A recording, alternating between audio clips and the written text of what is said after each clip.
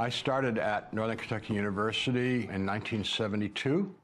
I was hired as an assistant professor, and I was offered a promotion to full professor at the age of 25. And I was also given tenure my third year. 7 students, myself and my wife, toured Amsterdam and then went up to Denmark, spent a few days there, went to Sweden for a day, and last week, it was a 3-week trip, and our last week was a week in Paris. It was an art tour, and it was pretty much all museums. On that Saturday morning, June 1st, 1985, I had the most acute pain I'd ever experienced in my life in the center of my abdomen, right there.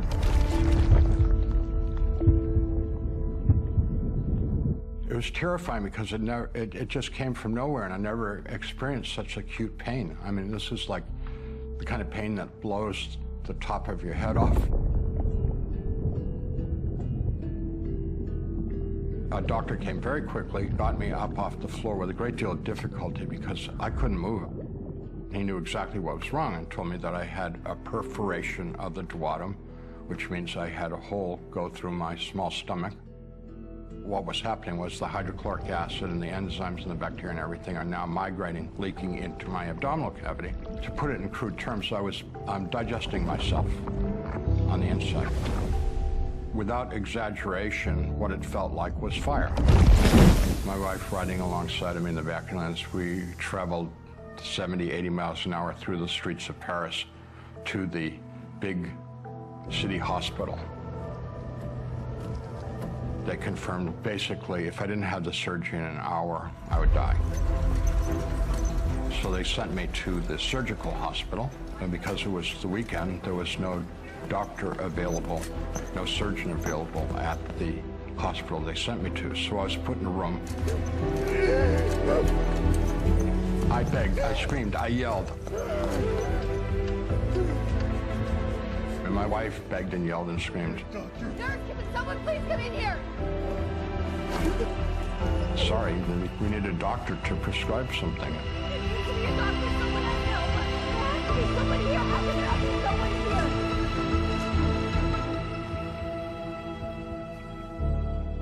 There I was for 10 hours. About once an hour, the nurse would come in and ask how I was doing, and I would tell her in French and in English that I was dying, and shrug their shoulders and walk away.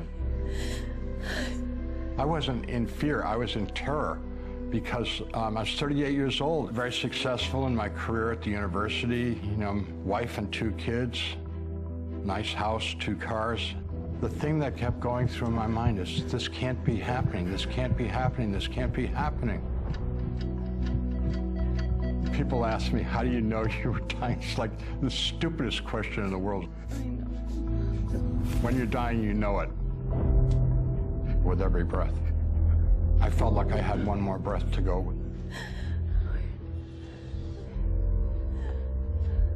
Nurse came into the room at 8:30 that night and said they were sorry, but they were unable to locate a doctor, and they would try to find one the next day, which was Sunday. Well, when she said that, I was like, okay, it's over, it's done. You know, I can't do this anymore. You know, I'm exhausted. And I looked at her, and it was horrible to see her crying like that. And I closed my eyes and stopped trying to breathe, and I went unconscious. I was an atheist, and I knew that when you die, it's just over. It's like the big nothing, you know, void, the end. I awoke from unconsciousness, standing there next to the bed, feeling better than I'd ever felt before in my life. My vision was greatly increased. Instead of seeing 160 degrees, I could see almost 360 degrees. My depth of field was total. When I looked at something close, everything far was in focus. Being an artist and being a visual person, that was the first thing. It's like, wow, I've never been able to see like this. Then I realized that I could hear, smell, taste, touch, everything. could feel all the little nuances in the cold linoleum floor. I could hear the buzzing of the fluorescent lights in the ceiling really loudly. All of my senses were greatly, greatly enhanced. In the bed that I had been in was this big slab of meat. And when I looked at the face, it bore an amazing resemblance to me. And I could not understand how that could resemble me, but I was perfectly well standing there, perfectly alive, looking at this hunk of meat. The other thing that bothered me was that my wife would not respond to me. Well, at first I started talking in a nice voice, and I started yelling at her like, what the hell's going on here? Look at me, talk to me, I'm all better. What's that thing in the bed? How did it get there? I was very upset, very distressed. And then I heard people out in the hallway outside the well-lit room in the darkish gray, hazy hallway.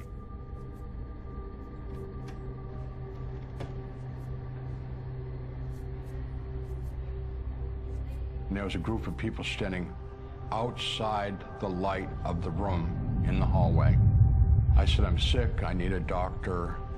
And they said, we know all about you. It's time for you to come with us. So I thought that they were hospital personnel to take me to a doctor. When I left the room and went into the hall,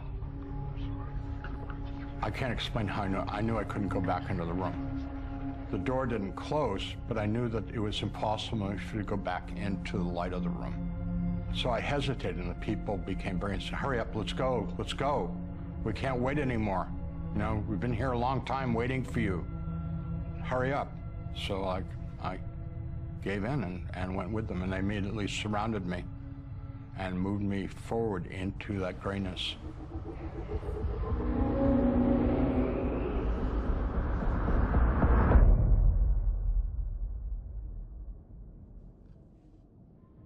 As we moved along, I could not perceive walls, ceiling, any feature at all.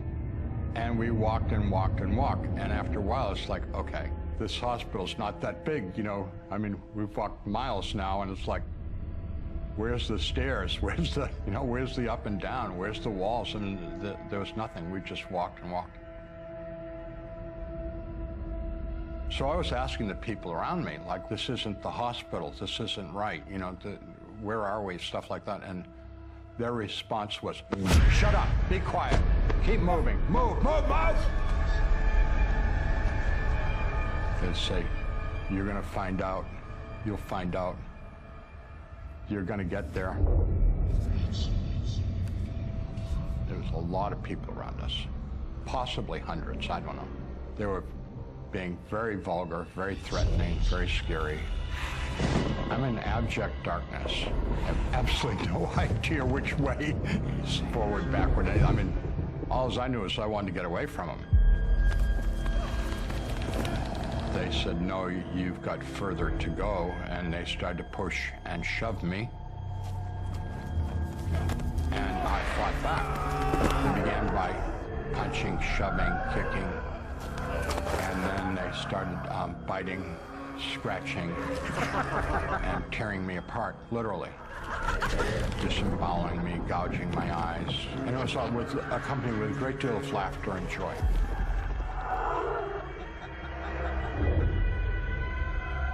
I thought about my whole life, and everything seemed like, what was the point?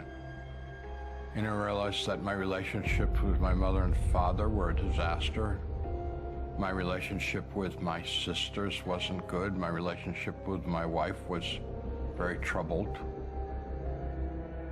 I was not proud or pleased with my relationship with my two children.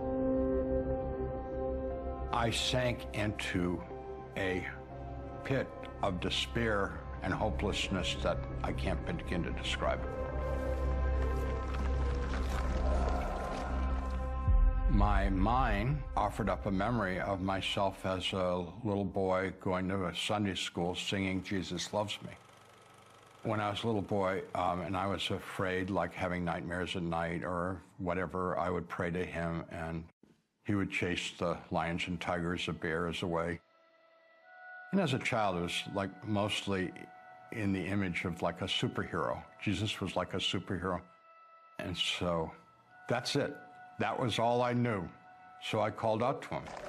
In complete desperation, a tiny little star appeared in the sky. And very rapidly, it got brighter and brighter and brighter. And he spoke to me for the first time in his voice, but it was telepathic, but it wasn't a thought of mine. It was his voice in my head. And then he said, I've got some people that I want you to meet. They've recorded your life, and they want to show you your life. So they proceeded to show me my life in chronological order. What I saw, to summarize it, was happy youth, pretty much, then going to adolescence, everything going sour, particularly with my relationship with my father. Because of my father's cruelty to me, I was cruel back. My father was physically and emotionally abusive every day to my mother, my sisters, and to me. I mean, it never stopped. The only way that I could deal with it was to try and not feel anything. And all he wanted from me was to be a little duplicate of him, you know, just be subservient to him. You know, being disobedient had immediate physical consequences of being kicked or punched or hit. And I saw myself striving to become emotionless and feelingless, which was a way for me to protect myself from being hurt. As I became more manipulative and successful, the more the angels and Jesus expressed their disappointment and sadness with me and my life. And it really hurt to disappoint them, because here I have these newfound friends, my big rescuer, you know, best friend I ever had. And I'm looking at my life and I'm a big, huge disappointment. And he should put me back. I don't belong here.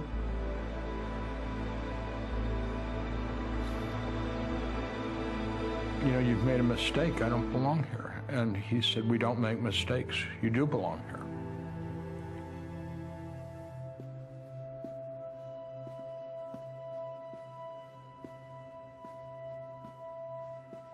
Finally, when we got through it, Jesus said, do you have any questions? And I said, I got a million questions. He said, what do you want to know? So I asked him everything that I could think of to know.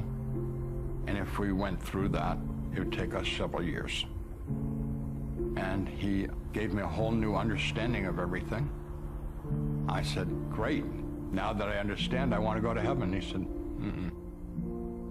I'm not ready for heaven yet. Finally, I said, what do you want me to do? I want you to love the person that you're with. I said, okay, yeah, but then what do you want me to do after I do that? And he said, no, that's what I want you to do. And I said, you know, what good's that going to do? And he said, it's going to change the world. And I said, that's going to change the world? I don't think so. No, I said, you don't understand. The world is like a terrible, cruel place. Even if I love someone, they're just going to go get beat up somewhere else, and they're not going to.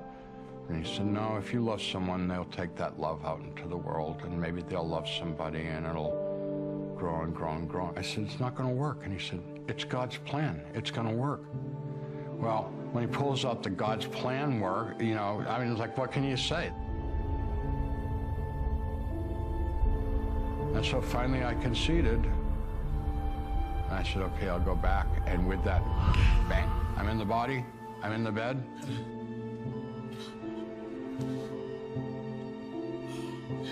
The nurse who'd been in the room comes in and says, a doctor has arrived at the hospital and we're going to prepare you for surgery. When I awoke, I knew that what had happened to me was the most important thing in my life, because now my life had real meaning and purpose. I was very, very weak. I'd been in surgery for hours. I'd spent most of the morning trying to think of how I was going to tell my wife what had happened. I said to her, "It's all love." She said, "I love you." And I said, "I know you love me, but it's all love." And she said, "What are you talking about?" And I said, "It's an ocean of love, and you have to just go into that ocean of love and be a part of it." And she said, "Okay, Annie. Try to get some rest."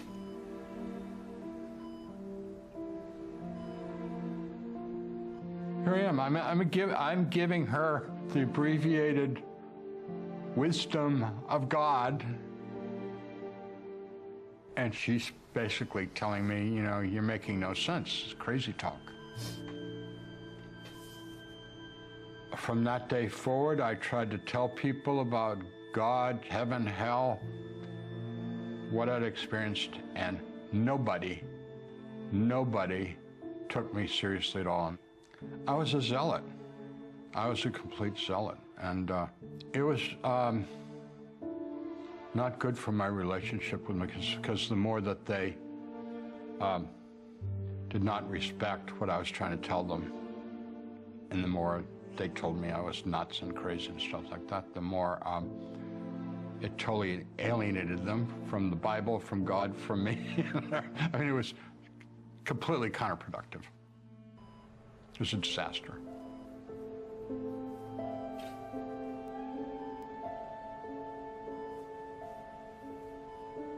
My wife left me.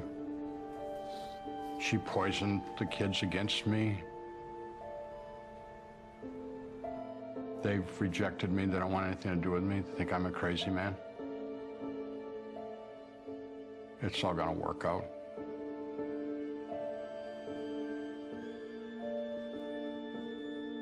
I know that God works stuff out. It just doesn't happen on our time frame. I mean, I'd like it now, and it's not happening right now, but it could happen tomorrow. It might take a long time. I don't know.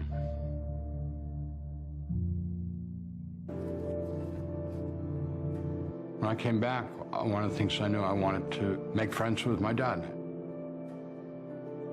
Not only was I able to forgive my father because I understood that he was just messed up because of his messed up childhood. All my father really wanted to do was to be loved, but he didn't know how to do that in appropriate ways, so he tried to be loved in inappropriate ways. He thought obedience and discipline. And my mother and my sisters were really angry with me because they all told me several times, "You and Dad hated each other, and now you're his best friend. Why?" I'd say, "Because he's my dad." Grace is passed along and passed along and passed along, and it's powerful. It's powerful because people change their lives for the good. They find hope, peace, love, joy, contentment, you know. And they also find God and eternal life.